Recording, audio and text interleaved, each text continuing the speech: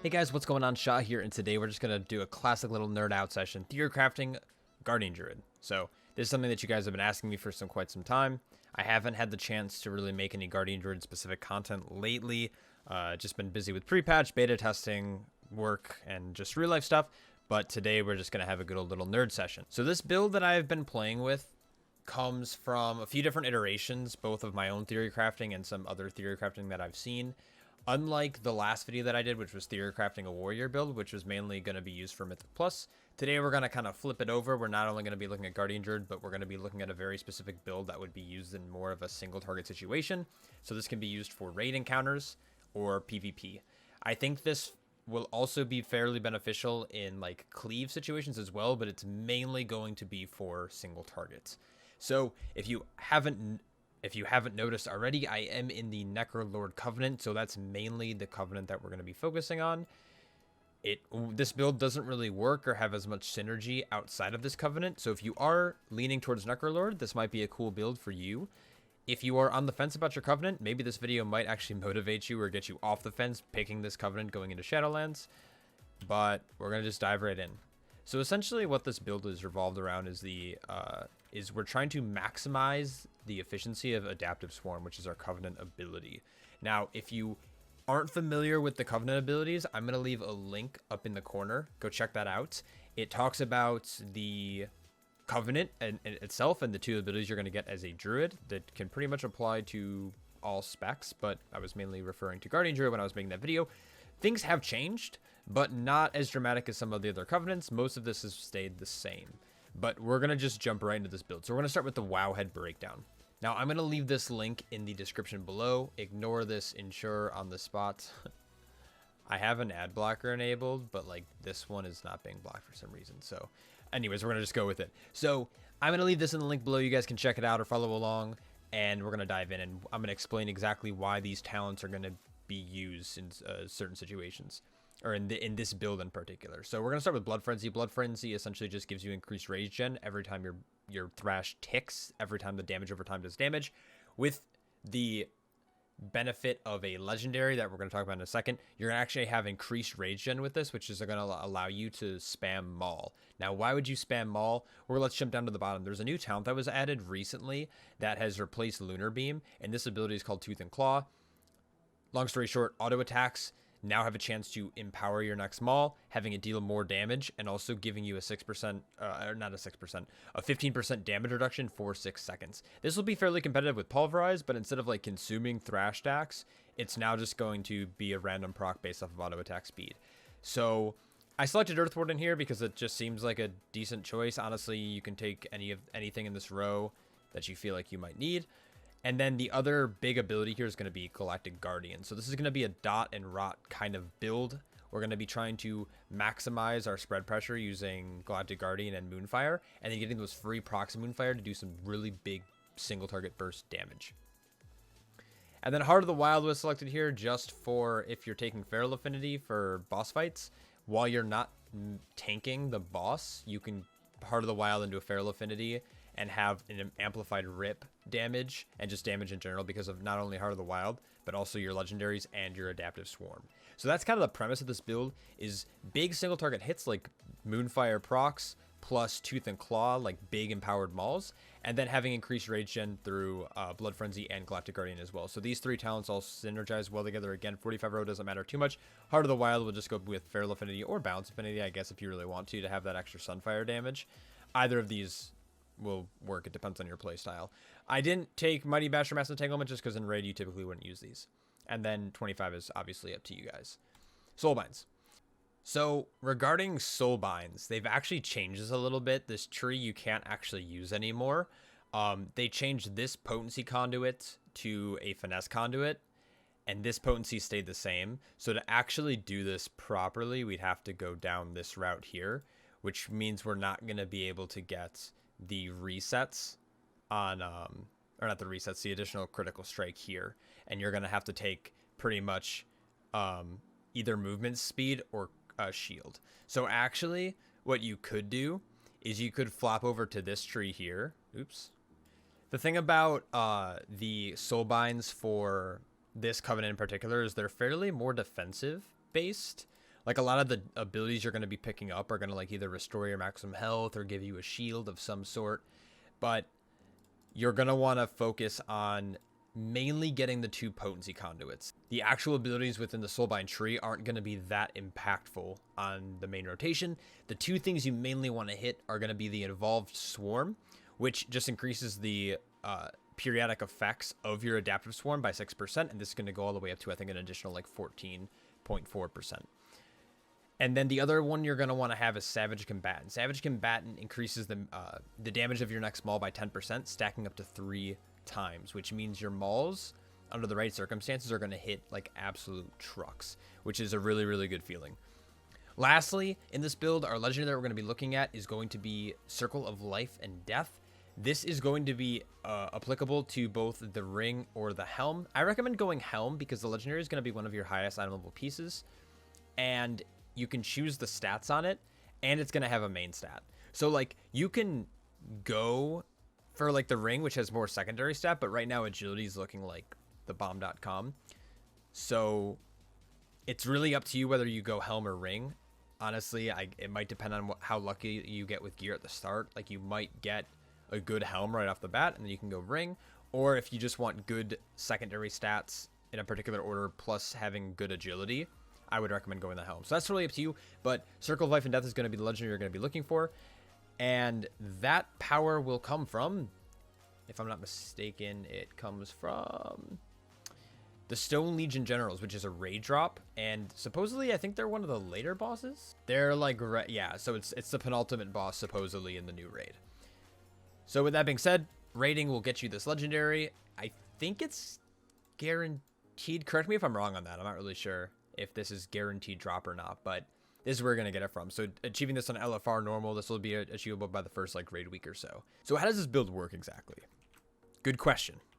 So the idea is to have Adaptive Swarm as high as uptime as possible, as well as just maintaining Moonfire, Thrash Bleed, Mangle, like keeping up your rage gen, and then spending it on big mauls. So it's not too complicated. The one interesting thing about Adaptive Swarm, which is a little bit different than any of the other Covenant abilities, is that it's more of a rotational ability, and in addition to the toolkit compared to like a cooldown. Like Night Fae with Convoke the Spirits, it's a cooldown. Venthyr, Ravenous Frenzy, like it's a 3-minute cooldown. Even the Kyrian one, it's like on a 1-minute cooldown, I guess, but it's like not really used for offensive benefit like Adaptive Swarm might be. So essentially how it's going to start is you're going to throw out your Adaptive Swarm, you're going to put out a Moonfire, you're going to get your Thrash up, and then you're going to just start hitting this guy in the dick and generating rage. Essentially you're doing it based around just the procs that you're going to be getting. So Moonfire proc comes out, you hit it. Maul proc comes, you hit it. And it's honestly kind of a brain dead rotation. There's not really much to it, but as you can see, like some of these single target hitting mauls are hitting for like 4k crits, which is pretty big. I've seen as high as like a 5k 6k Moonfire crit as well, so you can get some really big single target damage. And then essentially what you want to do is you just want to keep applying your Adaptive Swarm on cooldown. Now what's really nice about the legendary that I'm running, I'm actually running it's on my helm here, but it actually affects your Adaptive Swarm as well. So what this means is that your Adaptive Swarm is going to tick faster, resulting in a higher damage throughput. But as you can see here, I'm just steadily pulling 2.7k DPS. Now, I'm getting an insane amount of trinket procs for some reason this time around. But this rotation is pretty straightforward. Apply your Adaptive Swarm and just hit your abilities as they come up. It's not too complicated. I'm not doing anything in particular. I'm not using cooldowns. I have no like flasks or food on right now, and my stat priority is a little bit out of whack because I'm in like template gear. It's not exactly what I want it to be. It's not a heavier crit haste build because of the PvP gear on this on the beta realm. I'm pretty much stuck going into like an all crit build, which isn't bad, but with this build your stat priority would pretty much be like haste crit versus mastery. You're going to go a little bit more offensive. The thing about Guardian Druid is raid is you typically have an answer and you're tanky enough to handle most situations. So it's possible to actually not stack just like a full verse build, though your raid elite might not be too happy about that. There is a short window where you're able to reapply your Adaptive Swarm and stack it up to 5 times, which I recommend doing. You'll have about a 3-second window, so about 2 or 3 globals to reapply it before it falls off. Now, if you really wanted to min-max this, you could have a macro to cancel the Adaptive Swarm aura when it's on yourself. So essentially you would apply it, it would jump to you, you would cancel it, and then it would instantly jump back to them, so you can have even higher uptime for damage. The issue with this is you'll have a little bit of downtime where it's not doing anything, because if it's on him for like 12 seconds, it jumps to you, then jumps back, and it's up for 12 seconds, and then it's going to fall off for a second. So I'm going to stop now just because Adaptive Swarm accidentally jumped over to that guy there, which I don't really want because it's going to affect the numbers. But as you can see, the Moonfire is doing like an absolute metric fuckload of damage here. And this is simply just because the procs and then the damage over time that you're getting and how fast it's ticking along with Adaptive Swarm. So Adaptive Swarm is even doing a fair bit as well, along with Moonfire. So it's a really fun build. It's kind of passive, and it's a nice little, like, you have to pay attention to like procs and your Adaptive Swarm cooldown, so it gives you something to do while also maintaining like uptime. Now, the biggest thing here, or a concern that I've heard when theory crafting with a few other people, is that you're not pretty much spending any rage on Iron Fur.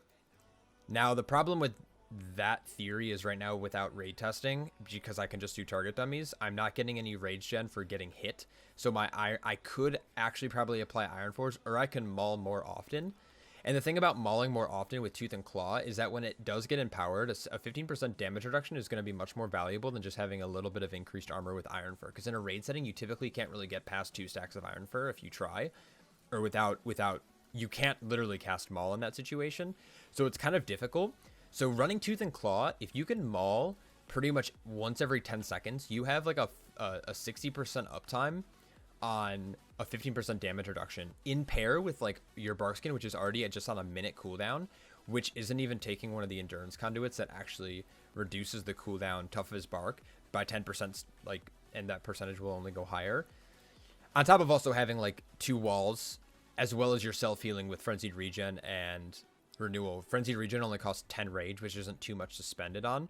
Renewal's only on a minute and a half cooldown, plus your Revel Instincts, and more than likely you're going to be doing a tank swap in between. So like, you don't need to be mitigating all the time. So the idea of this is actually you would never even cast Iron Fur. You would literally just take it off your bar. You wouldn't even worry about it. So this becomes like a very aggressive playstyle build. It changes up your rotation a lot, and it just has a very fun damage output. Now, a lot of it's also coming down to a trinket. This trinket will be obtainable early on. It'll come from the Dungeon Plaguefall, and that's what's doing most of my damage. This Withering Grove Shardling, I have no idea where it comes from. I can't find it on WoWHead. It's not in the database. It's just a trinket that we're able to pick up on beta. I'm not sure if they're planning to add it or if it's an addition that's going to come down the road. So I have no idea. Now, really quickly, I want to look at a quick breakdown of some, not logs, but like some numbers, some metrics that I've gathered. So we're going to come over here. It's kind of bright for how late it is in the evening. So with this, I did 5 tests. I did 5 tests for 2 different legendaries with 5 minutes each. Covenant stay the same, potencies stay the same, but the legendaries are what I changed. Shroud of Deep Focus is another legendary that amplifies the damage of your Moonfire, Rake, Rip, and Rejuvenation by 30% if it's only on one target. The issue with this legendary is as soon as you bring in a second target, especially playing Galactic Guardian because of how your Moonfire can proc on different targets, this will lose its value pretty quickly. But so Circle of Life and Death is probably going to be the play. And then I did trinket testing, and the DPS that was putting out item level, weapon enchants, and buffs. I didn't have any buffs up when I was testing this. Weapon enchant was always Lightless Force, and then item level was always the same. And then I do have stat weights in here. Stat weights were typically the same outside of this one trinket that was giving me additional crit, which I really, really like. But the thing is, the trinket wasn't proccing at all.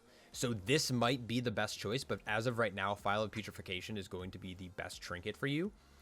In this build in particular, actually probably in most raid builds, it's going to be really good unless you want to go for more of a defensive trinket, but this is obviously a DPS build that I'm trying to go for.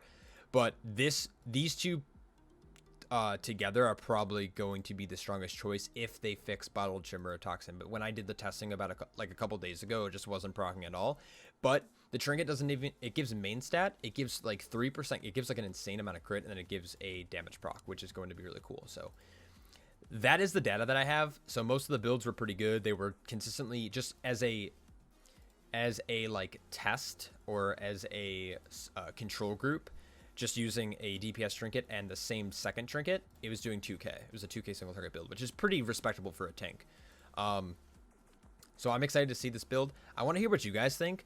This is a build that I've been trying to work on and justify Necrolord, because it's like the one covenant I just can't see myself using as a Guardian Druid player. But I think it'd be really cool if you were to tank. Now, I'm not going to be tanking this raid here, at least not consistently enough. I'm mainly going to be healing and doing DPS. So it's just a build I felt like theory crafting, just talking about, and it's a build that I think will be pretty strong on a lot of single target encounters or any tanks or compositions that are trying to like meet a pretty hard DPS check. This will help out your group if you run this build. So that would be my recommendation. I hope you guys enjoyed this video. Let me know what you think. I'd love to have some discourse in the comment section below. I'll have those links available as well. I'll have the link to this Excel sheet as well as the like build calculator. Now again, like I said, I don't have any raid log testing from this because this build was I started kind of working on after raid testing's been over and haven't seen any more since then. So have a great rest of your night, whenever or day or whenever you're deciding to watch this video, and I will catch you all in the next one. Take care.